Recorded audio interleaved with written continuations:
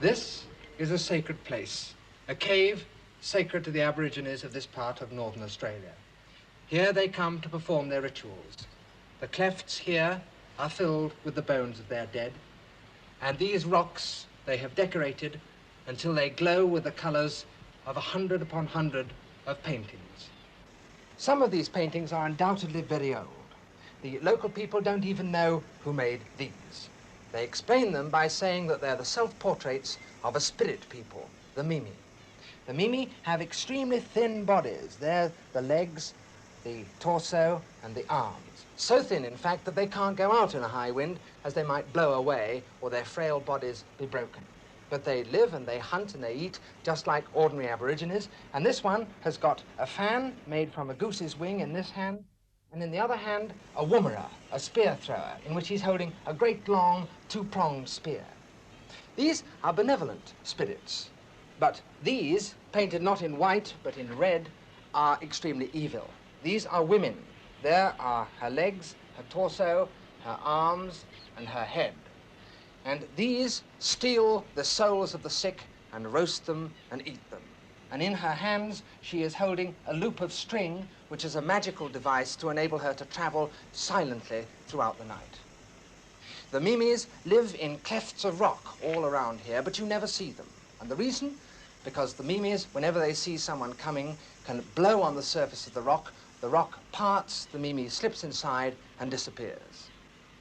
Remarkable though this type of painting is, there's another type of painting here which is perhaps even more extraordinary, and this has been made comparatively recently. Here is an example of it, a turtle. And this turtle is painted in a style which is quite different. The artist is showing not just what he sees, but what he knows is there. For inside the animals that are painted in this style, you can see their heart and their stomach and their gut, their skeleton and their muscles. There are also barramundi, the best tasting of all the local fish, and kangaroos with their skeletons and internal organs clearly shown. And among the animals, stenciled handprints and strange, enigmatic designs of human-like figures.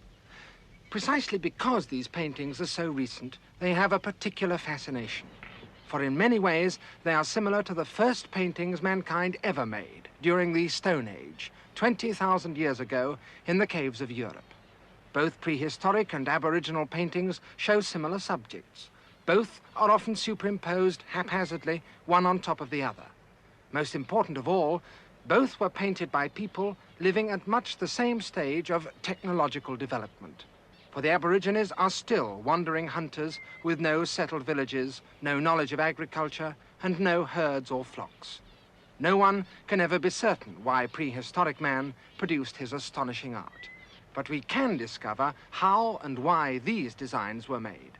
For the Aborigines still paint. From them, therefore, we may be able to get some insight into the very origins of art. The most accomplished painter we met was named Magani.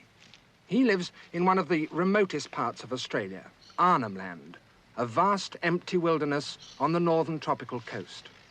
His tribal territory is flat bush country with few rocks or caves, so Magani has to find something other than stone on which to paint, and he uses the bark of a kind of eucalyptus tree called the stringy bark.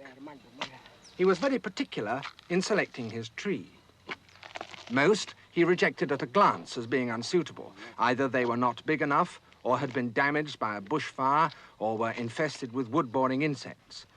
Even those which seemed at first sight to be suitable might prove to be faulty, with bark that cracked or was too thin. And he might have to half-strip 4 or 5 trees before he at last found one which would provide him with the wide, smooth, flexible sheet of bark, free of knotholes, which he wanted for his painting.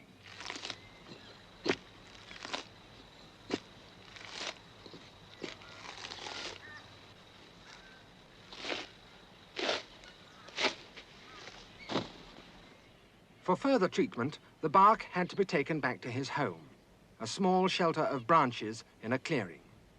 He lives quite close to a newly founded government station, but this, in fact, has hardly changed his traditional way of life.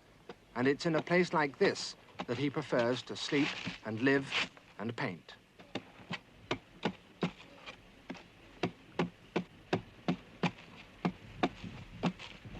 The bark must first be stripped of its rough outside fibrous layers.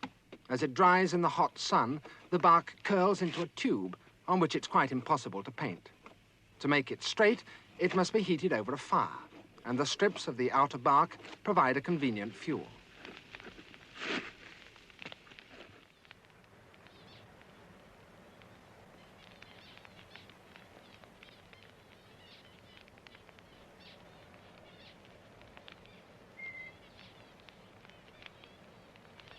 It will lie on the ground, weighted with stones, for 2 or 3 days, so that it hardens into a flat sheet.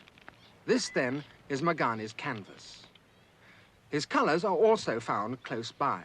They are mineral ochres, and the deposits in which they occur are well known.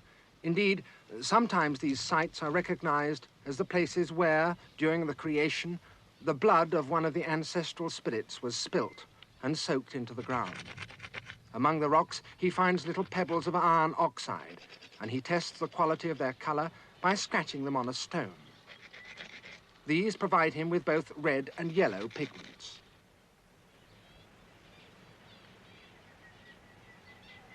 One of Magani's helpers and close friends, Billy, is also out in the bush. He is gathering orchids, for these too are necessary for the painting. The juice of their tubers makes an excellent fixative, which prevents the paint from flaking easily. The method of using the orchid is quite simple. You bite it, dip it into water, and then smear a rough outline of the design you're about to paint. Magani has 4 colors at his disposal: red and yellow iron oxides, a black made from charcoal, and white from china clay, which he collects from pits dug in the mangrove swamps down by the seashore. His brushes are also extremely simple. This one is simply a twig with a bird end, and he uses it for making thick lines and for stippling. He also has another stick, the end of which he has chewed until it's widely splayed, and this he uses for putting on broad strokes of color. A third, and the one that requires most skill in using, is a twig with a few trailing fibers tied to the end, and this he employs for the delicate task of cross-hatching. Everyone in the neighborhood freely admitted that Magani was the best artist in the tribe, but that doesn't mean that he was the only one. Indeed, we met no man who, when asked, did not agree immediately that he was a painter. Painting for these people is not something you look at, but something that everybody does, as a matter of course. Often men would come and sit by Magani in a sociable way, take up, unasked, one of his brushes, and start work on some corner of the bark that was blank. But there were few who had the skill, the aptitude, or the passion to paint as intensively as Magani did. He worked fast and with great neatness and assurance. It seemed as though he had clearly in his mind the completed design. And although he occasionally made mistakes in outline and rubbed part of it out with a wetted finger, he never changed his mind about the position of a figure. I asked Magani why he painted. His first explanation was a very simple one, because he could sell his paintings at the government station. But this couldn't be a complete answer, for he and his people were painting similar designs on bark long before there were any Europeans here to buy them. Why? Because, he said, he liked doing so. And for some time, this was the only explanation I could find. But later, I was to get a deeper insight into his motives. I was to discover, in a dramatic and unexpected way, that Magani didn't always paint merely as a way of passing the time or amusing himself. but that his art played an integral and vital part in tribal ritual.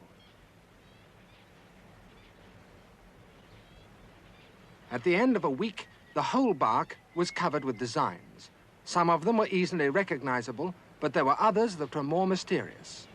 Mickey, tell me about these pictures. What's that? Dog. A dog. And here? Heart. Heart. Heart. And this? Gut, you know. Gut. Gut. I see. Tell me about this place here. Two women. Two one women? boy. Yeah.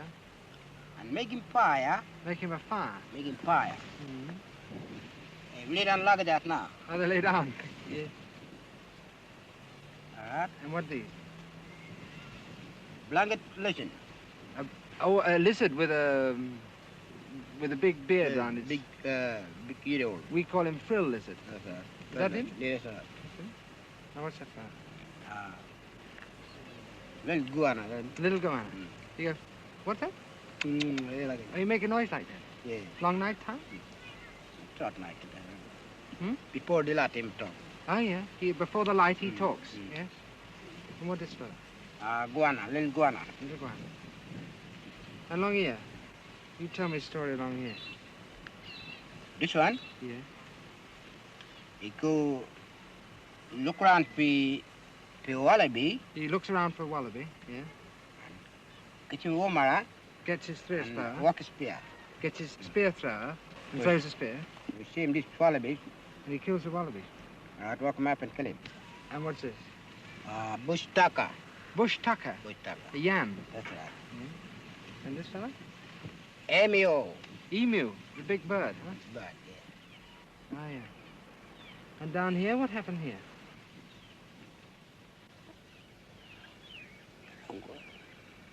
Why you talk so soft? You know good. If we talk hard, might be hearing me. If we talk hard, who might hear? Hearing me, young boy and little boy and woman.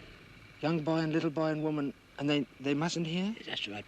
What is this fella Yolongor that's so secret? That Yolongor business in Malayan. Business in Malayan with corroboree. That's right. This spirit? Because God made. God made this thing, huh? Yolongor where? Over this way? In the bush, yeah. In the bush? That's right.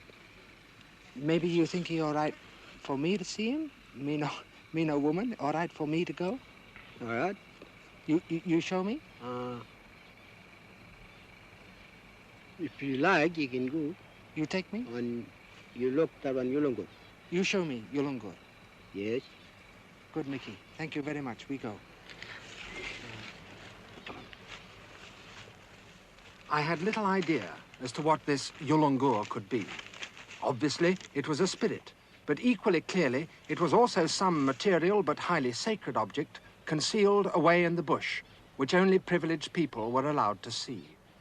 As I followed Magani, I didn't know what to expect. And then, half a mile away, we came to a small shelter of branches. Beside it sat Jarabili, Magani's helper, the man who had collected the orchids. And Jarabili was busy painting a 10-foot pole. This... Yolongor? Yes. It was magnificently decorated, but it was only after I had looked at it for some minutes that I suddenly realized that it was hollow. One end of it had been plastered with beeswax and fashioned into a mouthpiece. Yolongor was a trumpet, and to confirm this, Magani showed me how it was played.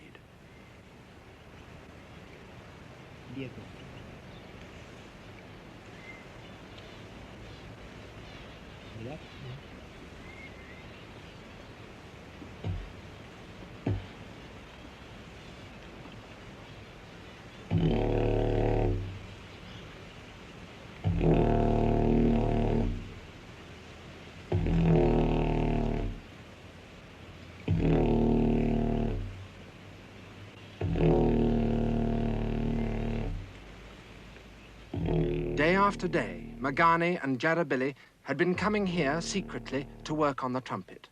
Along its length, they had painted designs of goannas, large lizards, and the symbol they used was exactly the same as the one Magani had painted on the bark. Goannas, clearly, played an important part in the Yulungur cult. But how, I did not yet know.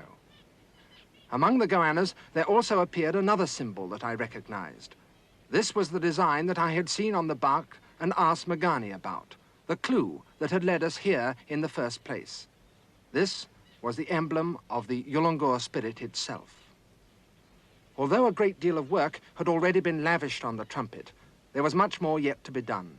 Magani said that all these preparations had to be made each time the ceremony was held. I asked him why, if the ceremony was repeated again and again, they couldn't use the same trumpet. And he replied that after the ritual was over, the trumpet was quite worthless, and they threw it away. Usually, they buried it in a sandbank down by the river, so that women and children wouldn't see it. Sometimes, he said, they might dig it up again on a later occasion and repaint it, but usually they didn't bother and started afresh with a new piece of wood. The act of painting, it seemed, was an end in itself, a part of the ritual. Already, the trumpet was a sacred object. Every now and then, work stopped, and Magani lay down to blow the trumpet while Jarabilly sang a chant to the Yulungur spirit. For each of the designs had to be sung in to make them good. Once, as I sat beside it, watching Magani paint, I unthinkingly reached across it to pick up something. Magani reproved me. It was wrong and disrespectful to reach across Yulungur in this way. On another occasion, Magani's eyes suddenly filled with tears, and he had to put down his brush. No one spoke for several minutes. Later, I asked Jarabilly why Magani had been so deeply moved, and he replied that the last time Magani had painted such a trumpet was for the funeral ceremony of his father. And so, day after day, Magani and Jarabilly continued to work. When they left each evening to return to their families, the trumpet was carefully hidden away in the back of the shelter and covered with bark and leaves, so that no woman or child or man from another clan should set eyes on it. When all the painting was at last finished, the trumpet was still not complete. Bands of scarlet feathers from the breast of a parakeet had to be carefully bound round each end.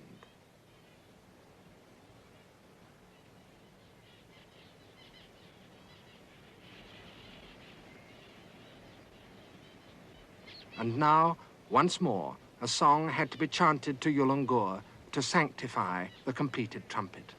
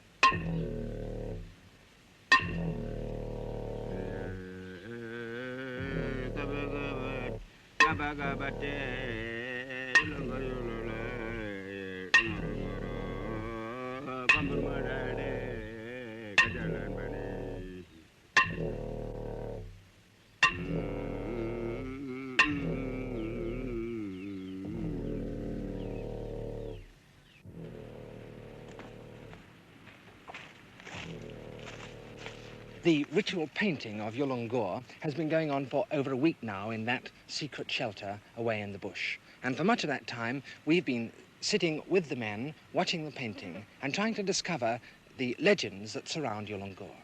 It seems that in the dream time, that's to say before there were any people in this land, there were two ancestral sisters. Their name were Boaleri and Misilgoe, and they came walking through this country, naming the animals and the plants as they came. Misilgoe was expecting a child. Boaleri gathered a lot of food, including a lot of goannas, for their evening meal, and they went down to a water hole by the Goida River, which is just over there.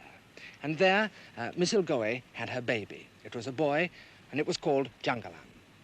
Unknown to the sisters, the water hole was the home of a great serpent, and in the depths of the water he heard the noise of the sisters, and he came out. Then there followed a great battle, and at the end of this battle, Boaleri, Miss Elgoe, the two sisters, and the baby, and all the goannas were eaten by the serpent. And the serpent, whose name was Yulungor, then looked up into the sky and blew, and the sky filled with heavy clouds, and then there was a great storm which lasted for a long time. And Yulungor, the serpent, arched up in the sky like a rainbow, and he spoke to the other serpents in this country, telling them of what had happened. And his voice was thunder, and his tongue was lightning. When the rains came to the end, Yulungor returned to the waterhole, and before he disappeared, he spat out the two sisters and the baby boy and all the goannas.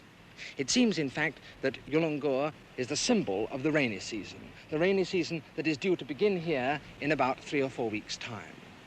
He figures as a great trumpet in nearly all the important ceremonies of these particular tribes around here. The one that they're preparing for now is one which is carried out by the men of the Goanna totem, the Goanna clan. It is not a rain-making ceremonial, but a ceremonial in which they reenact the legends and observe the secret designs and the secret dances so that the young men of the tribe may know of the cult of Yulungor. During the dance, the trumpet Yulungor will emerge for the first time out of this shelter, and it will eat up the Goanna men, symbolized by the trumpet being passed over them. And then, at the end of the dance, the rains will come to an end, and the men themselves will leap out as Goannas that are being regurgitated to take their life in this land. But before any of that can happen, the men must have painted on their flesh the secret symbol of the Goanna.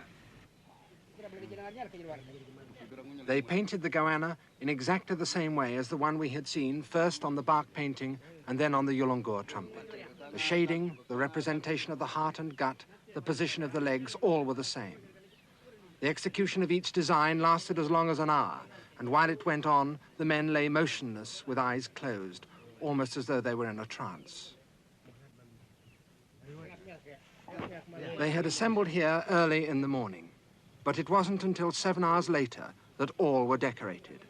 They sat about in a group, awaiting the beginning of their act of worship, when together they would enter the shelter and lie motionless in the shade, waiting to be summoned by the snake.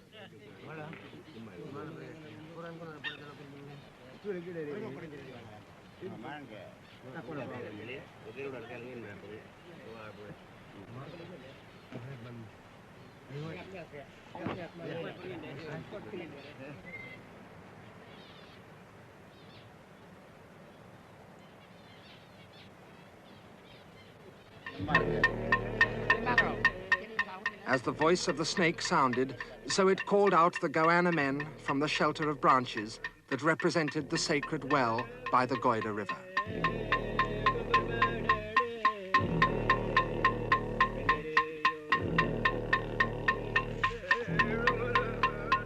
As they came, they postured before the snake, rearing up as a Goanna will do when alarmed.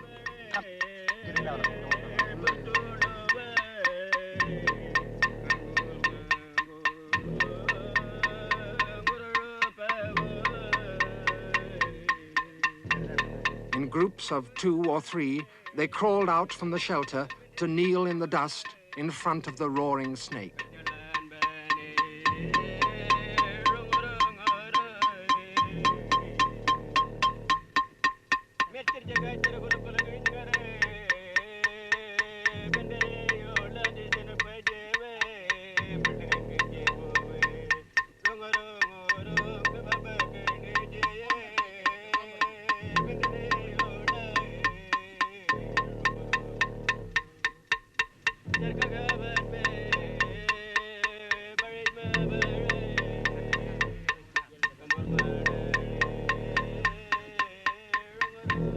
At last, all the men have been called out, and Yulungor the python passes over them, swallowing them.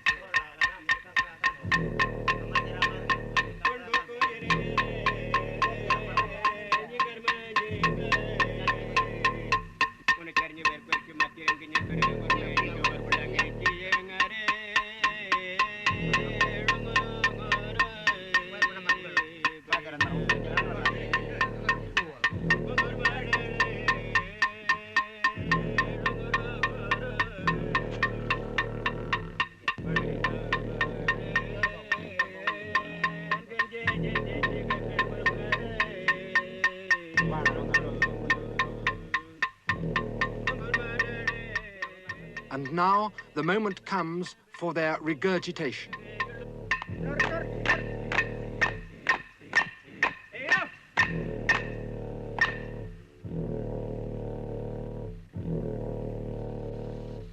So Mikani showed us that painting for him and his people played an essential part in their lives, a vital element in their magical and religious beliefs.